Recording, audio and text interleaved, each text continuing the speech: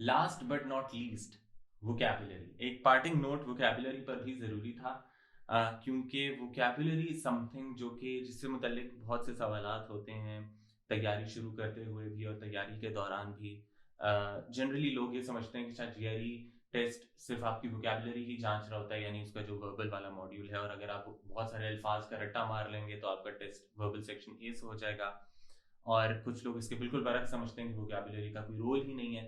दोनों बातें गलत हैं। एक्चुअली वोकैबुलरी का एक इंपॉर्टेंट रोल है भी, लेकिन the test is not testing your knowledge of vocabulary per se. कुछ सवालात के लिए वोकैबुलरी एक प्री रिक्विजिट बन जाता है, यानी वहां पर आप सही तौर पर रीजन कर भी लें तो अल्फाज के मुआनी ना आने की वजह से आप सही आंसर चॉइस तक नहीं पहुंच पाते।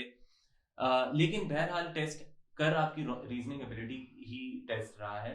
वो प्राइमरीली वोकैबुलरी नहीं जांच रहा आपकी, प्राइमरीली वो आपकी रीजनिंग एबिलिटी को असेस कर रहा है। और वोकैबुलरी में there is only so much that we can do. आप जाहिर है पूरा एक पूरी लुगत तो नहीं याद करके आ सकते, तो कुछ इसमें यानी कि आपको एक एफर्ट डालनी होती है, but not at the cost of other components of your preparation. यानी आप वर्बल की बाकी यानी रीडिंग कॉम्प्रिहेंशन को कॉम्प्रोमाइज करके या मैथ की तैयारी को कॉम्प्रोमाइज करके वोकैबुलरी को ही सिर्फ करना नहीं शुरू कर सकते, लेकिन आप इसको बिल्कुल छोड़ भी नहीं सकते। तो आपको वोकैबुलरी करने में तो बेसिक उसूल तो वही है कि जितना गुड़ उतना मीठा, जितने ज़्यादा वर्ड्स आप इजीली रियलिस्टिकली लर्न कर सकते हैं, और रिटेंशन इंश्योर करते हुए, यानी ऐसा नहीं है कि आप सीख रहे हैं और अगले दिन भूल रहे हैं और फिर और किए जा रहे हैं और पिछले भूले जा रहे हैं, बल्कि साथ साथ कांस्टेंट रिवीजन के जरिए उनको रिटेन भी कर रहे हैं। यानी एटलीस्ट इनिशियली अगर रिटेंशन 10-20% है, तो बाद में बढ़ाकर उसको 60-70-80% तक लेकर जा रहे हैं। यानी अल्टीमेटली आपने जितने अल्फाज याद किए हैं उसमें से आपको 70-80% याद रह रहे हैं। तो ऐसा करते हुए जितने आप अल्फाज सीख लें उतना बेहतर है। लेकिन एट द वेरी लीस्ट आपको मगूश जीआरई फ्लैश कार्ड्स एक ऐप है, उसमें 3 कैटेगरी के वर्ड्स हैं: कॉमन, बेसिक और एडवांस्ड। वैसे तो ये तीनों कैटेगरीज के अल्फाज आपको सीखने चाहिए, इनके इनके मीनिंग्स आपको सीखने चाहिए।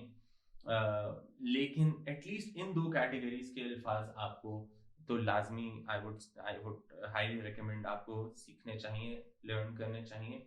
मैं डिलिबरेटली याद करने का फ्रेज नहीं इस्तेमाल कर रहा। याद करने चाहिए मैं जानबूझकर नहीं बोल रहा, क्योंकि याद करने से ये इंप्रेशन मिलता है कि जैसे आपको डेफिनेशंस का रट्टा मारना है, जो कि बिल्कुल भी नहीं चाहिए होता। आपको टेस्ट में किसी वर्ड का मीनिंग लिखना नहीं होता, बल्कि आपको वर्ड्स के मीनिंग्स की सेंस होनी चाहिए, ताकि आप उनका सही इस्तेमाल कर सकें या सही लफ्ज का चुनाव करके मिसिंग किसी टेक्स्ट को कंप्लीट कर सकें या ब्लैंक के अंदर पुर कर सकें।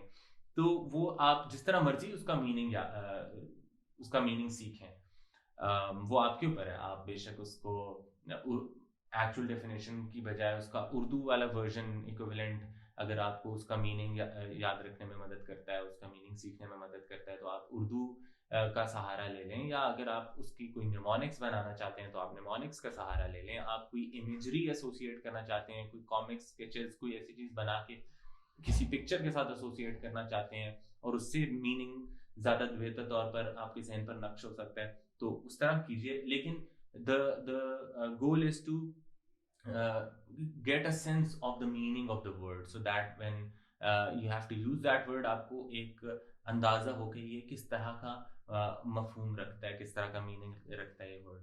तो ये जो मगूज जीआरई फ्लैश कार्ड्स की ऐप है, इसमें तकरीबन 1000 के अराउंड वर्ड्स हैं, 1000 और 1100 के दरमियान, जो इन 3 कैटेगरीज में बटे हुए हैं: कॉमन, बेसिक, एडवांस। तो 600-650 इन दोनों के मिलके बन जाते हैं, और बाकी कोई 300-400 एडवांस्ड वाले। और फिर फर्दर ये डिवाइडेड है डेक्स के अंदर, 50-50 वर्ड्स के डेक्स के अंदर।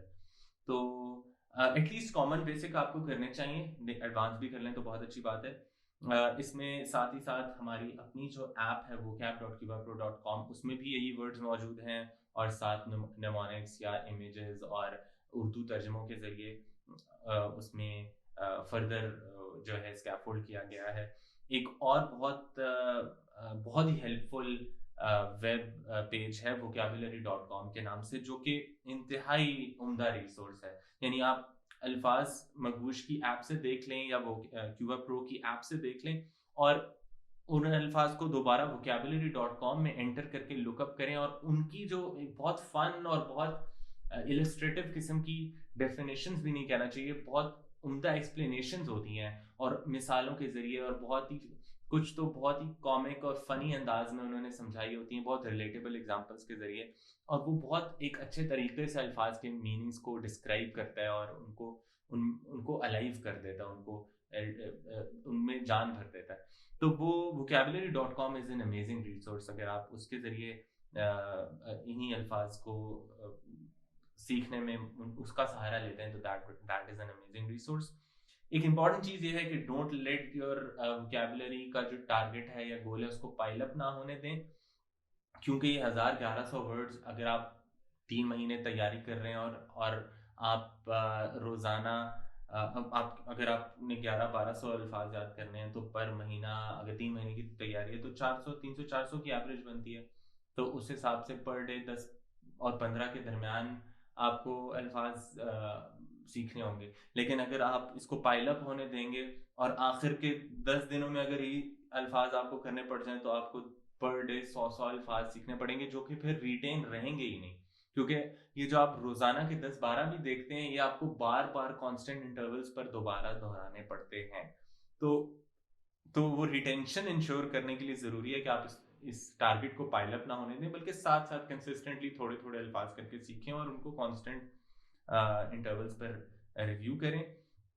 और प्लस उसमें फिर फर्दर कुछ एड्स हैं जो कि हम डिस्कस करेंगे when we will be discussing the videos on text completion and sentence equivalence. So with that, the introduction to the GRE का section comes to an end इस GRE prep program का। और this point onwards हम लोग जो हमारे modules हैं GRE के एक्चुअल, उनके कंटेंट और क्वेश्चन टाइप्स और प्रॉब्लम्स को डिटेल में देखना शुरू करेंगे। Stay tuned.